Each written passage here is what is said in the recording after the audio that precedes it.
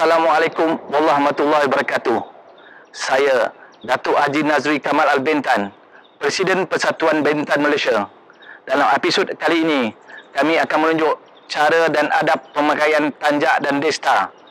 Ianya amat berguna pada generasi baru sebagai ia menjadi panduan, iaitu cara tertib pemakaian tanjak yang akan disampaikan oleh Cikgu Razali bin Rafi'i. Beliau adalah penakut diraja Perlis yang bergiat sama di dalam Persatuan Bentan Malaysia yang ingin mengembangkan warisan. Laksmana Bentan orangnya bijak, tangkas pula bermain senjata. Jika kita hendak bertanjak, pastikan tahu adat dan resapnya. Bismillahirrahmanirrahim. Alhamdulillahirabbil alamin. Wassalatu wassalamu ala sayidina Muhammadin asyrafil anbiya'i wa mursalin wa ala alihi wa sahbihi ajma'in. Saya memperkenalkan diri saya yang Muhammad Razali bin Rafi'i, berasal keturunan daripada Kota Tinggi Johor, dan sekarang saya menetap di Melaka. Saya mula aktif ataupun mula mencuburi dalam bidang ini apabila saya bermula daripada gelanggang silat. Daripada gelanggang silat itulah saya dididik tentang adab-adab Melayu, tentang persilatan, tentang pemakaian, tata hias dan sebagainya, tentang berkaitan dengan adat Melayu. Daripada situ juga, gelanggang silat ini, maka saya bertemu dengan rakan-rakan, sehinggalah saya bertemu dengan Datuk Nazri Al-Bentan yang merupakan pengasas dan Presiden Persatuan Bentan Malaysia yang menghimpunkan aktivis-aktivis ataupun penggiat-penggiat yang berkaitan dengan warisan Melayu di dalam kepulauan di Nusantara. Jadi dari situ saya diminta oleh guru saya untuk bersama-sama di dalam Persatuan Bentan, dan kini saya telah duduk sebagai tenaga pengajar di dalam Persatuan Bentan Malaysia yang telah mengadakan jelajah bengkel di seluruh Malaysia, terutama di salah satu di Negeri Sembilan, di Kuala Lumpur, di Johor, di Melaka, dan di Kepulauan Riau, di Bentan, di Batam, dan juga di Bengkalis, termasuk juga di Singapura. Jadi dalam bengkel-bengkel ini saya sebagai tenaga pengajar akan mengajar basic asas tentang pembuatan tanjak. Itu dari berbagai daerah ataupun negeri, dan juga kita menekankan lebih kepada dari segi adab pemakaian tanjak tu yang paling penting, supaya kita ni tidak, istilah orang kata ni, lebih sudu daripada kuah, iaitu kita melampaui ataupun hingga kita lupa melanggar adat istiadat yang telah ditetapkan oleh pihak istana. Jadi tujuan video ini diadakan untuk kita menerangkan sedikit cara pemakaian tanjak, adab, supaya kita dapat membezakan antara pemakaian dari segi adat istiadat dan juga pemakaian secara umum. Sekarang ini agak sinonim apabila kita terutama sekali dalam kita di Malaysia ini, di Tanah Melayu, kita dikenalkan dengan satu hiasan kepala orang lelaki, kita panggil sebagai tanjak. Tapi dalam satu masa pula kita dikenalkan juga dengan panggilan tengkolok, destar, laung, lacak, deta, dan semutar, juga getam. Ada pelbagai panggilan nama yang merujuk kepada satu hiasan kepala ulu badan seorang lelaki. Jadi di sini juga kita kena faham tentang sejarah yang kita sekarang, bila kita katakan berkaitan dengan sejarah ataupun warisan, dan kebanyakannya kita tak dapat nak membezakan mana kita tak berapa faham macam mana untuk yang dia katakan sebagai tanjak warisan, ataupun adakah tanjak itu tanjak warisan ataupun itu adalah tanjak yang baru. Jadi tanjak baru ni, atau kita lebih mudah kita panggil tanjak kreasi, ataupun kreasi ni adalah daripada perkataan creation. Kalau di Indonesia ni benda-benda baru ni dianggap sebagai perkataan dipanggil kreasi.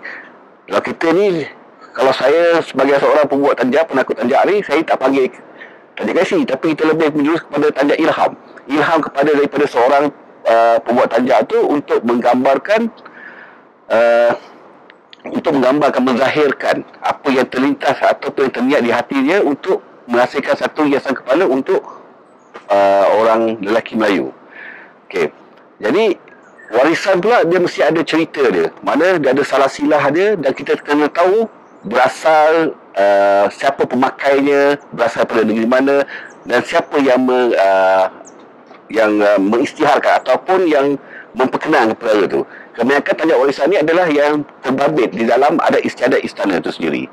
Jika benda itu dipakai di luar istana, maka dia tak boleh dianggap sebagai warisan kerana tidak ada penceritaan yang sebenar.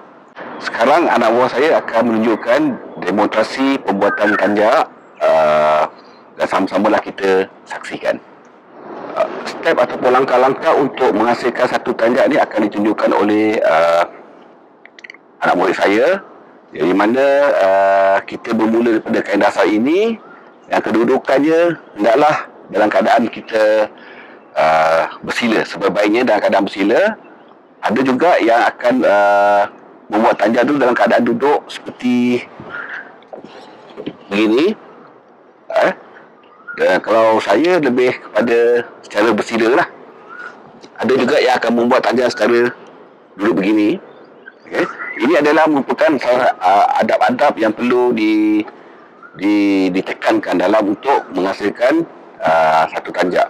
Kerana tanjak ini akan diletakkan di atas kepala. Maka kita perlu menghormati. Okay.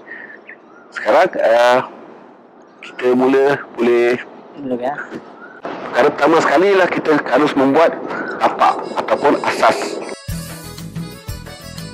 Okay, apabila kita selesai membuat asas tapak tadi, kita akan buat langkah yang seterusnya, membuat simpulan ataupun ikatan untuk tanjak tersebut untuk memudahkan kita melakukan proses seterusnya.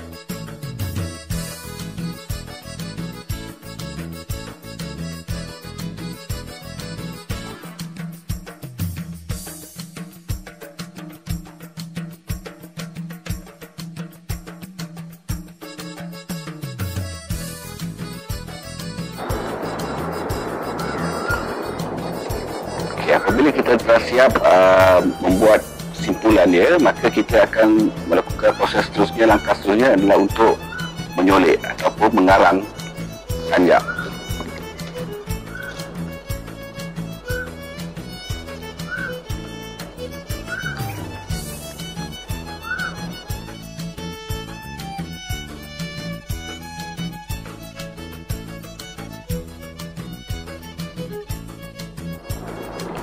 Jadi inilah salah satu hasil solekan yang kita panggil sebagai lam menyongsong angin negeri Perak yang menggunakan ikatan garam sebuku, dan ini kita panggil sebagai lambaian dia, solekannya yang nama lam menyongsong angin negeri Perak. Dan cara pemakaiannya, kedudukan ikatan garam sebuku ini biasanya dia akan letakkan di telinga sebelah kanan dan lambaian di sebelah kiri. Okey, terima kasih. Yang ini kita panggil tanjak ini adalah lam layang yang menggunakan ikatan garam sebuku. Lam layang. Okey. Sekarang yang ini tangan saya ni adalah tanjak Daystar Solok Timur yang diguna dalam di Negeri Sembilan, yang dipakai oleh para pembesar yang nama Solok Timur. Sekarang ni saya akan tunjukkan cara pemakaian ataupun cara memakai tanjak Daystar. Biasanya jari kita, ibu jari kita ni akan letakkan di bahagian sini, bahagian di bawah sini untuk menentukan ukuran bahagian untuk menyarungkan tanjak. Bismillah.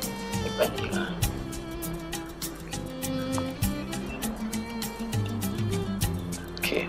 Okey. Biasanya ukuran memakai Daystar ataupun tanjak hendaklah kedudukannya ibu jari kita mesti di paha kening ini.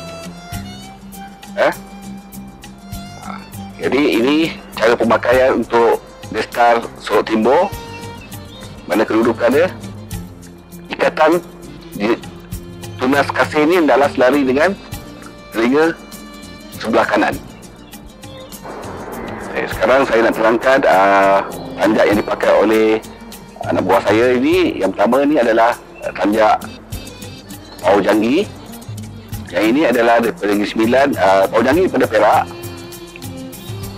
Di Sorok Timur daripada Negeri Sembilan, Daystar Sorok Timur. Yang ini adalah tanjak Balong Raja di Negeri Selangor. Dan saya memakai adalah tanjak bernama Seri Bingkas Negeri, berasal daripada Pulau Bintan. Terima kasih.